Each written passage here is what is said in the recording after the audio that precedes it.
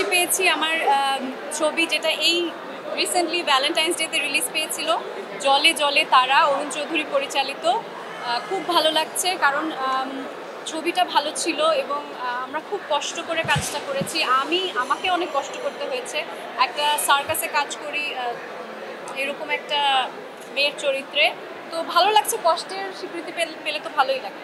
হ্যাঁ, অ্যালেন স্বপন 2 দর্শকের কাছ থেকে প্রতিক্রিয়া ভালোই পাচ্ছি। আশা করি সামনে দর্শকের প্রতিক্রিয়া ভালো হলে আরেকটা 3 হওয়ার সম্ভাবনা থাকে, দেখা যাক সেটা হয় কিনা। খুব রিসেন্টলি একটা কাজ করলাম, সেটা হচ্ছে একটা ট্যালেন্ট শো। দীপ্ত স্টার হান্টের বিচারক হিসেবে ছিলাম। সেখানে কিছু নতুন ট্যালেন্ট আমরা পেয়েছি। আর এছাড়া আমার আসলে অনেক বেশি লম্বা সময়ের জন্য কোনো ভবিষ্যৎ পরিকল্পনা থাকে না। সামনে যদি ভালো কাজ হয় সেটা আপনারা সবাই জানতেই পারবেন।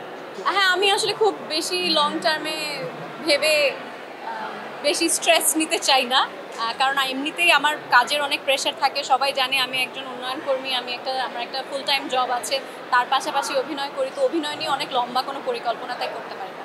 আপনারা সবাই জানেন যে আজকে নারী মৈত্রীর যাত্রা হয়েছিল পার্লামেন্টের সামনে মানিক মিয়া এভিনিউতে বিকেল 3টা থেকে। সেখানেও আমি ছিলাম, আমার সাথে আরও অনেকেই ছিল যারা আসলে খুব স্বাভাবিকভাবেই নারীর সমতা এবং নারীর অধিকারগুলোকে প্রতিষ্ঠা করতে চায়।